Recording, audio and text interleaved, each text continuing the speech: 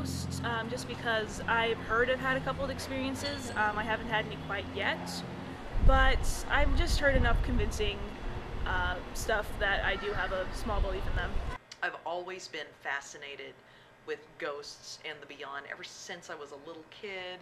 One of my favorite books was Ghosts Along the Brazos, which is from where I grew up in Texas. This was a local woman wrote the ghost stories there, and just always intrigued with spirituality and the beyond and the occult and such as that.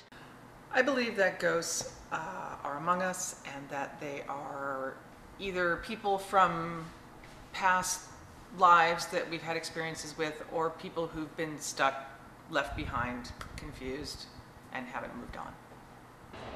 On the other hand, the spiritual one, it's come from every society, that you can see people after death and they'll come in times of need. Whether this is a hallucination on depending of whoever's mind it is, or if it really happens is entirely up to whoever wants to believe it. One German kid on my tour was busting my chops. We would go along, and anytime somebody's meter would jump, he would go, "How do we know this isn't our cell phones, or this isn't the electricity?" So he's very skeptical the whole time.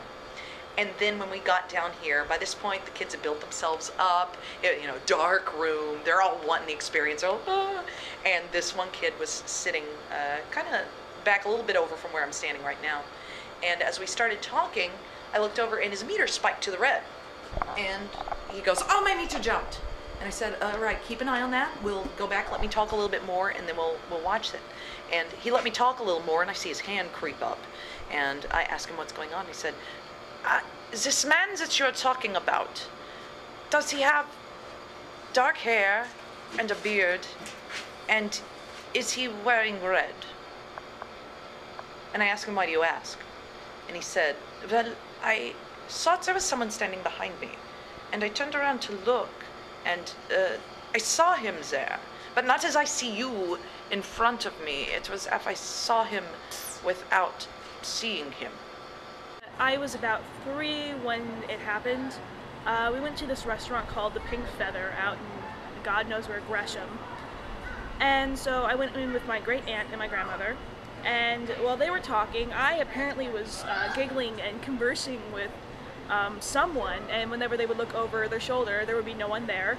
And finally they, asked me, "Who are you talking to?" And I told them, "I'm talking to the lady in the pink suit, the pink hat." And they didn't believe me until the waitress came over, and she asked them, "What's wrong?" I'm like, "Oh, well, she says she's talking to this lady in this booth over there wearing a pink," and she told them, well, actually the owner had just recently died, and she wore pink every single day, and that was the booth she would do all her paperwork in, so I wouldn't doubt that she would still be lingering here. So when my daughter was little, she was a year old, we lived in a little funky rental apartment over in Southeast, and it was quite old. The stairs were real narrow, and it was just a real old, built in probably the early 1900s. And we had a dog that was deaf, born deaf, and for some reason in the corner of her room he would just bristle and snarl and bark up at something up in the air, up high. And she would wake up crying in the middle of the night and sort of be pointing to this corner, and so I figured we had something, like you see on TV, some kind of bad spirit. And went into the sort of pagan rituals of circle of light and smudge sticks, and held her in my arms in a circle of candles and just said, "Get out of here. You're not welcome here. You're frightening this child. She's an innocent. She's done nothing to you," And for whatever reason, either the dog quit barking at that corner, or I did something that day through some kind of ritual and, powerful mother demand. I don't know, but all I know is that she never woke up crying, pointing at the corner, and the dog never barked at it again. So I feel like I did something using Wicca rituals.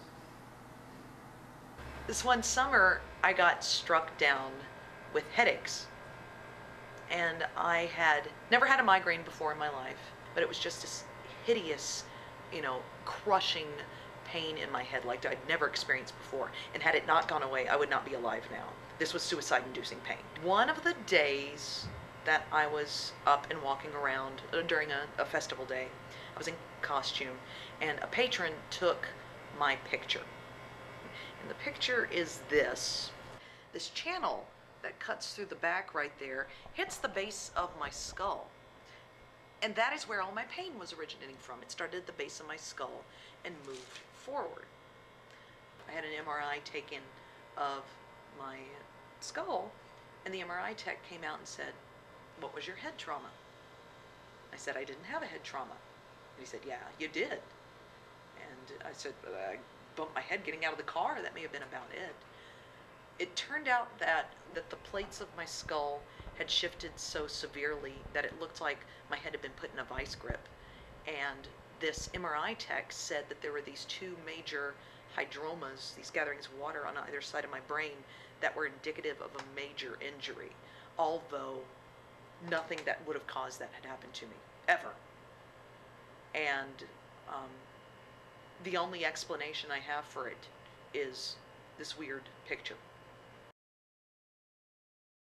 There are so many things beyond our interpretation that we don't understand, that we don't have control over, our internal personal state and that is external of us. So it ultimately just comes down to a matter of allowance and faith that if you permit yourself to appreciate the story of the paranormal, the experience, the possibilities of what the indications may be, I think ultimately the effect on the person is far more important than the actual documentation of the reality of an experience. So that's what intrigues me about it.